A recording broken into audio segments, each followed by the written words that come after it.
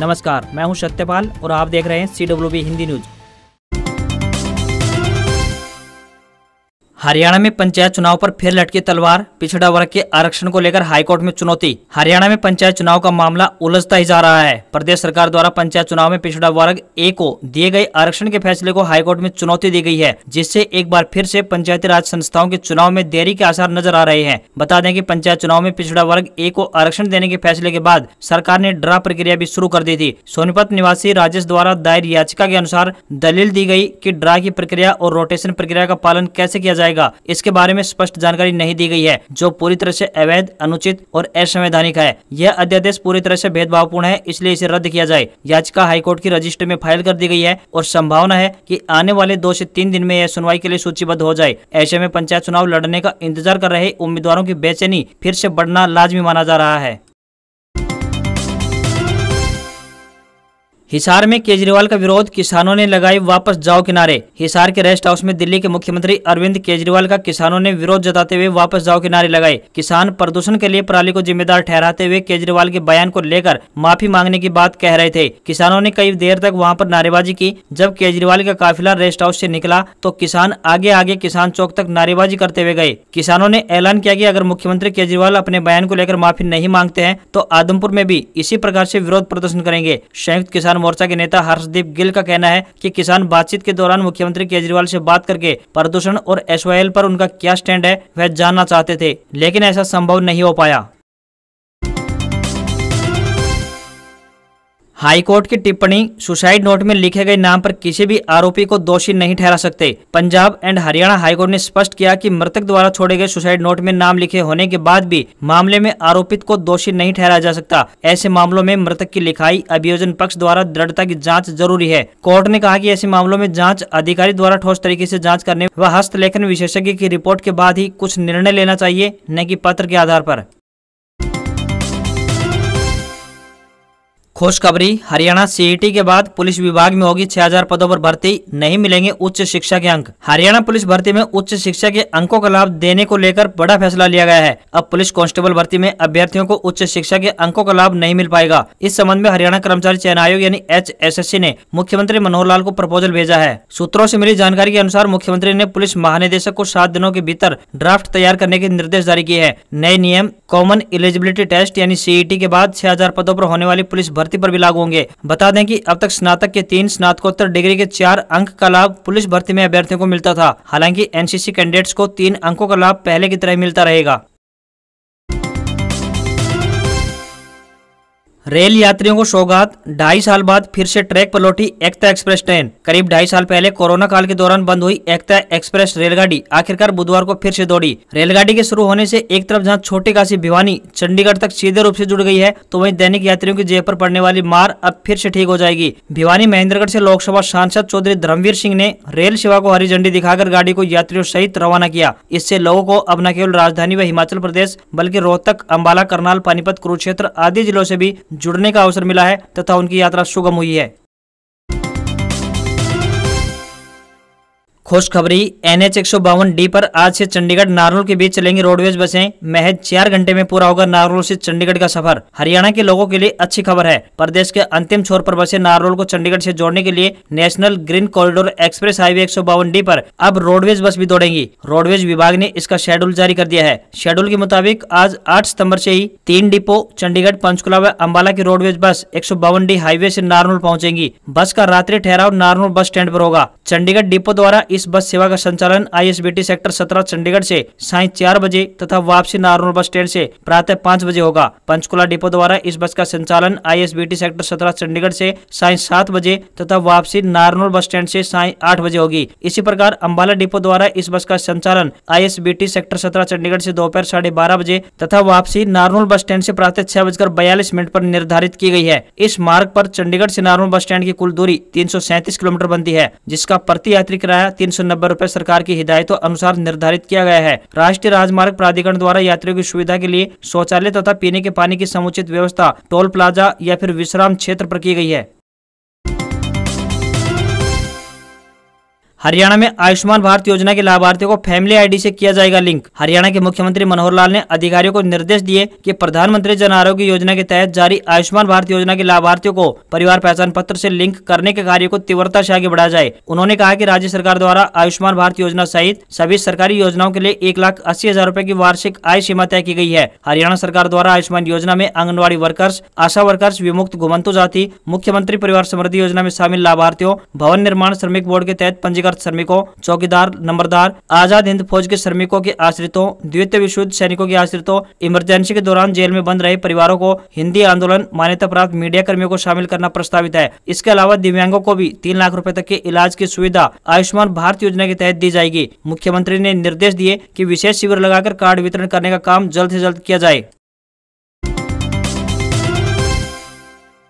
सांसदों या विधायकों पर चल रहे केसों की स्टेटस रिपोर्ट न देने पर हाईकोर्ट की पंजाब व हरियाणा को फटकार, दी ये चेतावनी। पंजाब और हरियाणा के पूर्व और मौजूदा सांसदों या विधायकों के खिलाफ चल रहे केसों की स्टेटस रिपोर्ट नहीं दिए जाने पर हाईकोर्ट ने पंजाब और हरियाणा दोनों राज्यों को कड़ी फटकार लगाते हुए चेतावनी दी कि अगर अगली सुनवाई तक भी मांगी गई जानकारी नहीं दी गई तो दोनों राज्यों पर भारी जुर्माना लगा दिया जाएगा। जस्टिस एजी मसीह एवं जस्टिस आलोक जैन की खंडपीठ ने बुधवार को इस मामले में दिए गए संज्ञान पर सुनवाई करते हुए ये आदेश दिए हैं। हाईकोर्ट ने पिछली सुनवाई पर दोनों राज्यों को आदेश दिए थे कि वह यह बताएं कि उनके राज्य में पूर्व और मौजूदा सांसदों या विधायकों के खिलाफ चल रहे केसों का क्या स्टेटस है। लेकिन बुधवार को सुनवाई के दौरान दोनों ही राज्यों द्वारा ऐसी कोई जानकारी नहीं दिए जाने पर और इसके लिए कुछ और समय मांगे जाने पर हाईकोर्ट ने दोनों राज्यों को फटकार लगाते हुए कहा कि पहले ही इन केसों के निपटारे में देरी हो रही है और ऊपर से दोनों राज्य पिछली सुनवाई पर हाईकोर्ट ने जो जानकारी मांगी थी वह देने में नाकाम रहे हैं। अब इस जानकारी को दिए जाने का हाईकोर्ट दोनों राज्यों को एक अंतिम अवसर दे रहा है और अब अगर अगली सुनवाई से पहले यह जानकारी नहीं दी गई तो दोनों राज्यों पर हाईकोर्ट भारी जुर्माना लगा सकता है। 10 सितंबर को हरियाणा की सभी अनाज मंडियों में हड़ताल पर आढ़ती सरकार के इस फैसले का कर रहे हैं विरोध। प्रदेश सरकार के इस सीजन से गैर न्यूनतम समर्थन मूल्य यानी एमएसपी वाली फसलों की खरीद अब ई ऑक्शन से करने को लेकर व्यापारियों में खासा विरोध है। इसी को लेकर प्रदेश भर की अनाज मंडियां 10 सितंबर को बंद रहेंगी। इस दौरान अनाज मंडियों में कामकाज नहीं होगा और आढ़ती हड़ताल पर रहेंगे। सरकार के इस फैसले के विरोध में पूरे हरियाणा के आढ़ती लामबंद होने लगे हैं। गैर एमएसपी वाली फसलों जैसे की धान की विभिन्न वेरायटियों को बेचने के लिए इसका गेट पास ई नेम पोर्टल से काटा जाएगा। अगर कोई व्यापारी ई ऑक्शन के बिना मंडियों में फसल की खरीद करता है तो इसे अवैध माना जाएगा और व्यापारी पर जुर्माना किया जाएगा। अब सरकार का यह कहना है कि खरीदार व्यापारी ई नेम के माध्यम से किसानों को उनके खाते में फसल की पेमेंट डाले, उसके बाद मंडी से फसल का उठान होगा। अनाज मंडी के व्यापारी इसके विरोध में है। उन्होंने मांग रखी कि धान की खरीद पहले की तरह ही मैनुअली हो। बिहार के सीएम नीतीश कुमार पर गृह मंत्री अनिल विज का तंज, कहा टूटे हुए कंकड़ों से घर नहीं बना सकते। हरियाणा के गृह एवं स्वास्थ्य मंत्री अनिल विज ने कहा कि एसवाईएल मुद्दे पर हरियाणा बातचीत के लिए तैयार है मगर पंजाब सरकार पत्रों के जवाब तक नहीं दे रही है। गृह मंत्री अनिल विज बुधवार अंबाला में जनता दरबार के दौरान पत्रकारों से बातचीत कर रहे थे। उन्होंने कहा कि अब बुधवार को अंबाला छावनी विधानसभा क्षेत्र के लोगों के लिए अलग से जनता दरबार आयोजित होगा और अंबाला छावनी से बाहर के लोगों के लिए पहले की तरह ही शनिवार को जनता दरबार लगेगा। बिहार के मुख्यमंत्री नीतीश कुमार द्वारा केजरीवाल व ओम प्रकाश चौटाला से मुलाकात पर गृह मंत्री अनिल विज ने चुटकी लेते हुए कहा कि वो टूटे हुए घरों से कंकड़ इकट्ठा कर घर बनाने की सोच रहे हैं, टूटे हुए कंकड़ों से घर नहीं बना करते। वहीं कांग्रेस द्वारा शुरू की गई भारत जोड़ो यात्रा पर पत्रकारों ने सवाल किया तो गृह मंत्री अनिल विज ने कहा कि भारत एक है और जुड़ा हुआ है। यही लोग ऐसे प्रकरण करते हैं बार बार जिससे देश कमजोर हो, अलग अलग हो। यात्रा निकालने से पहले इन्हें स्वयं ही मनन करना चाहिए। हरियाणा मातृशक्ति उद्यमिता योजना से आत्मनिर्भर होंगी महिलाएं। स्वरोजगार के लिए महिलाओं को 3 लाख रुपए का ऋण उपलब्ध करवाएगी सरकार। आजादी के अमृत महोत्सव की श्रृंखला में हरियाणा सरकार ने प्रदेश की महिलाओं को सशक्त बनाने के उद्देश्य से हरियाणा मातृशक्ति उद्यमिता नाम से एक नई योजना आरंभ की है। इस योजना के तहत हर साल 2000 महिलाओं को सरकार की ओर से स्वरोजगार स्थापित करने के लिए 3 लाख रुपए का ऋण उपलब्ध करवाया जाएगा। इस योजना का लाभ उसी महिला को दिया जाएगा जो हरियाणा की स्थायी निवासी है तथा जिनके परिवार पहचान पत्र में सत्यापित आंकड़ों के आधार पर वार्षिक आय 5 लाख रुपए या फिर इससे कम है। महिला की आयु 18 से 60 वर्ष के बीच होनी चाहिए। आवेदक द्वारा किसी भी योजना के तहत लिए गए लोन में डिफॉल्टर नहीं होना चाहिए। इस योजना के तहत हरियाणा महिला विकास निगम की ओर से 3 साल के लिए 7% ब्याज पर 3 लाख रुपए तक का ऋण उपलब्ध करवाया जाएगा। महिलाओं को योजना का लाभ लेने के लिए परिवार पहचान पत्र, फैमिली आईडी, आधार कार्ड, निवास प्रमाण पत्र, आय प्रमाण पत्र, आयु का प्रमाण, passport size photograph, mobile number और ईमेल आईडी आदि लगाने होंगे। बाडडन नगर पालिका को लेकर दो पक्ष आमने सामने, एक ग्राम पंचायत के पक्ष में तो दूसरा नगर पालिका की कर रहा है मांग। बाजड़ा नगर पालिका का मामला लगातार तूल पकड़ता जा रहा है। प्रदेश के मुखिया तक बात पहुंचने के बाद भी मामले का अभी तक कोई निष्कर्ष नहीं निकला है, जिसके चलते बाजड़ा में नगर पालिका को लेकर दो पक्ष आमने सामने हैं। एक पक्ष जहां बाजड़ा नगर पालिका को रद्द करवाकर पहले की तरह ग्राम पंचायत की बहाली चाहता है, तो वहीं दूसरा पक्ष बाजड़ा नगर पालिका को बरकरार रखने की मांग पर अड़ा हुआ है, जिसके लिए बुधवार को बाजड़ा एसडीएम संजय सिंह को ज्ञापन सौंपकर नगर पालिका बरकरार रखने वाले व इसके पक्ष में धरना शुरू करने की मांग की अनुमति मांगी गई है। यदि क्षेत्र के लोगों की मानी जाए तो नपा को लेकर दोनों पक्ष राजनीति कर रहे हैं। नपा का विरोध कर रहे लोगों को बाजड़ा के पूर्व विधायक सुखविंदर मांडी का समर्थन बताया जा रहा है। इन लोगों को मांडी ने ही दादरी रैली के दौरान सीएम से मिलवाया था। वहीं नगर निगम पालिका के पक्ष में उतरे लोगों को बाजड़ा विधानसभा नैना चौटाला के खेमे से बताया जा रहा है। लोगों का मानना है कि यह लड़ाई बाजड़ा के दो पक्षों की न होकर बाजड़ा के मौजूदा विधायक और पूर्व विधायक के बीच है।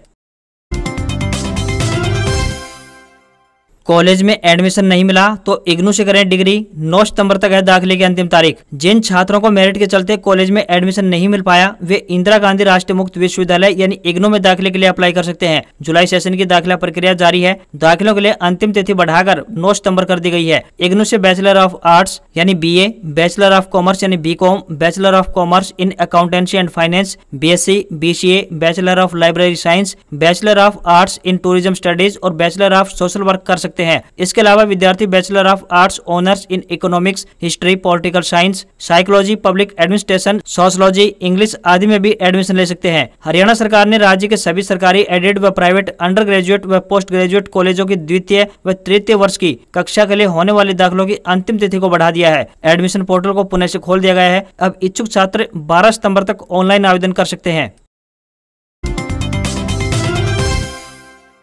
लाल निशान में बंद हुआ शेयर बाजार। सेंसेक्स 168 अंक गिरकर 59,196 पर बंद। सोने चांदी की चमक घटी। डॉलर के मुकाबले कमजोर हुआ रुपया। भारतीय शेयर बाजार में तीसरे कारोबारी दिन गिरावट देखने को मिली है। सेंसेक्स 168 अंक की गिरावट के साथ 59,028 अंक पर बंद हुआ। वहीं निफ्टी की बात करें तो 25 अंक गिरकर 17,629 के स्तर पर बंद हुआ है। सेंसेक्स के 30 में से 18 शेयरों में गिरावट दर्ज की गई, वहीं 12 शेयरों में तेजी दिखी। वहीं दूसरी ओर सोने चांदी में भी गिरावट देखने को मिली है। 24 कैरेट सोना 50,553 रुपये प्रति 10 ग्राम पर हुआ। चांदी की बात करें तो ये 53,396 रुपए प्रति किलोग्राम पर पहुंच गई है। रुपया डॉलर के मुकाबले 7 पैसे कमजोर होकर 79 रुपए 89 पैसे पर पहुंच गया।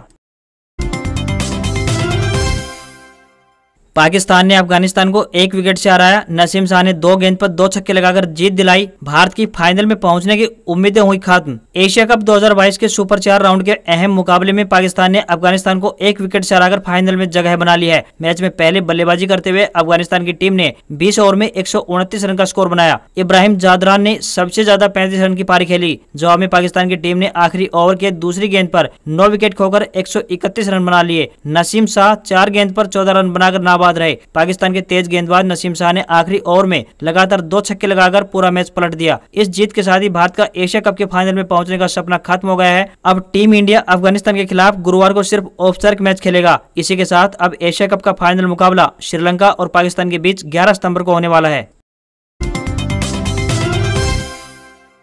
एप्पल के नए फोन और वॉच लॉन्च। कंपनी ने आईफोन 14 सीरीज के 4 मॉडल पेश किए। इसकी शुरुआती कीमत 79,900 रुपए। कैलिफोर्निया में क्यूपर्टिनो के एप्पल पार्क में एप्पल ने अपकमिंग आईफोन 14 सीरीज लॉन्च कर दी है। एप्पल ने इस बार iPhone 14, iPhone 14 Plus, iPhone 14 Pro और आईफोन 14 प्रो मैक्स लॉन्च किया है। इसमें सैटेलाइट कनेक्टिविटी मिलेगी। इसके अलावा कंपनी ने वॉच सीरीज 8 को बड़े डिस्प्ले और बॉडी टेम्परेचर सेंसर सहित ज्यादा हेल्थ फीचर के साथ लॉन्च किया है। SE2 अल्ट्रा वॉच और एयरपॉड्स प्रो 2 भी लॉन्च किए हैं। एप्पल का 2020 के बाद यह पहला फिजिकल इवेंट है। भारत में आईफोन 14 की कीमत की बात करें तो 79,900 रुपए से लेकर 1,09,900 रुपए होगी। एप्पल वॉच सीरीज 8 की कीमत की बात करें तो 45,900 रुपए रखी गई है। इसके ऑर्डर 9 सितंबर से किए जा सकेंगे। आज खबरों में बस इतना ही। देखते रहिए CWB हिंदी न्यूज। नमस्कार।